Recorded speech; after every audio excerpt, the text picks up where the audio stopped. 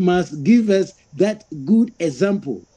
It bleeds my heart that before coming to office as Auditor General, there was code of conduct, which was drafted a bill to regulate the behavior of public office holders.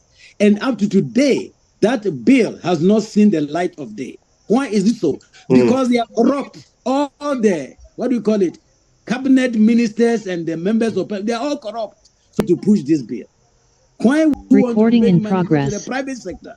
But people are making money in his government, and he's looking at something else. So we don't want snollygosters.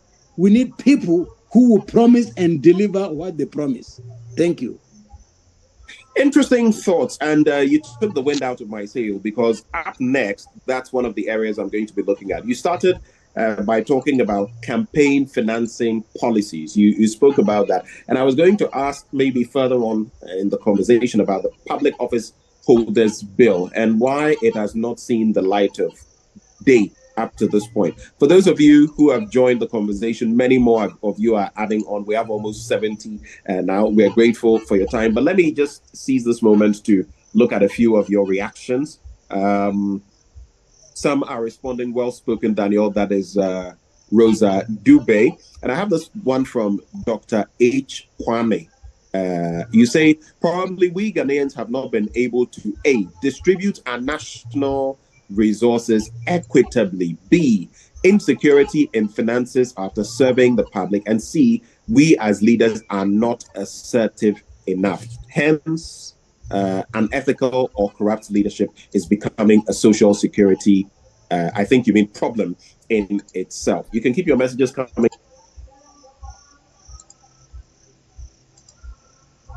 Bond.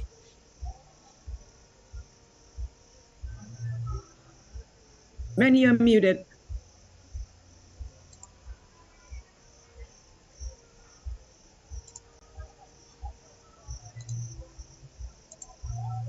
Ben, we cannot hear you anymore or see you. He probably got a call on his phone that muted him. Let me. Yeah. Go ahead. Can you hear me now? Yes, we can hear you. Go ahead. I think I may have unwittingly pressed something that has got my video to go off. I'll try to get it back. But anyway, if you can hear, that is fine. On the back of what you said, Mr. Domelevo, and the Public Office Holders Bill, Prof, coming back to you, what then do you think should be done from the grassroots level? Because it appears, like Prof has elucidated on, that those in leadership, because they benefit, they are beneficiaries of the system, will not want to do anything about it. How do we, the ordinary people, push for the right thing to be done? Because it appears the system is in the grips of, for lack of a better word, a cabal, a political cabal, since 1992. And they are firmly in place, and it appears we, the ordinary people, can do nothing about it. What then do you feel we can do?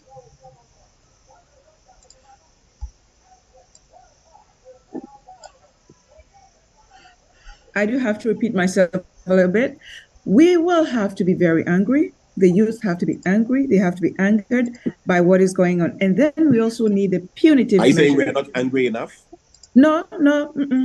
I don't see any anger. If you were to be angry, we wouldn't have the same people being recycled for the presidential positions and all that. We wouldn't, because the very people who are saying they would do better, even some of them are in government. The system has gotten so bad that we are competing over who is the lesser of two evil, instead of competing over excellence. We're not even looking at the excellence. We are looking at the one who chose only a little bit of stealing instead of, magnitude of, put it that way. And you're so right, Prof, because here in Ghana, you hear people say, oh, let's boot this one out because this one tried, they stole, but they didn't steal as much. Or this That's one. the point. That's my argument. That is so disappointing. Right. And then the system must also work.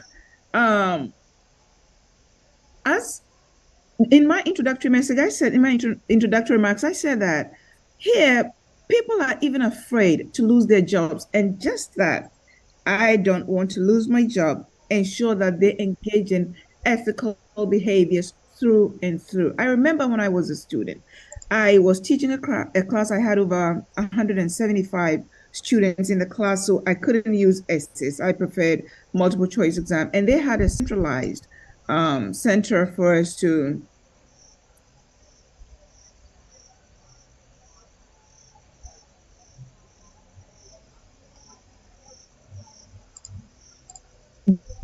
grade the Scantron school, the number of students in the class, the number of questions, even told him some of the questions. But just because I had left my ID in the card, this one said, no, I don't want to lose my job. I will not give you the questions. So I had to go back, explain it to the students for me to bring it back the next day of class and not when I was supposed to bring it to class. Now, a few years ago, I was doing a project. I was working on a project in Ghana.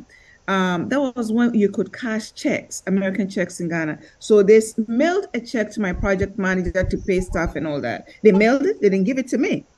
But when I arrived, in Ghana, I was told that they couldn't cash the check, and so I should return it with me to the United States. Now we weren't sure how we would pay them because they didn't have an electronic transfer system already established for the project. So I went to the accounts, the finance department. I said, okay, is it okay? I tell you, you give me the cash for me to take to them? They said, no, Dr. Debbie, you cannot carry cash. I have worked on so many projects, not a dime from the finances or from the grants come to me directly unless I am qualified to receive it. Everything will have to be paid digitally. The Ghana folks will send their request, and that is how all the sectors work. You don't hold money unless it is yours. So if we have the system to be working, if we have the youth to be able to hold the leaders accountable, if we do not honor the looting, if we do not praise them when they come in the SUVs and the vehicles that they used our money to acquire. If anybody is campaigning right now saying that I am the one who would come and create jobs for you, please ask them. You are a part of the government. How many jobs have you created for us?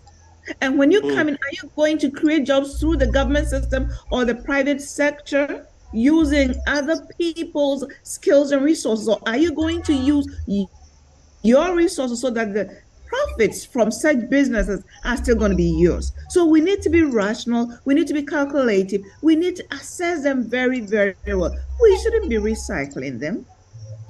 We should let them know that we understand. And unfortunately, democracies work effectively when the majority of the population understand what democracy is and they understand what to expect from their leaders.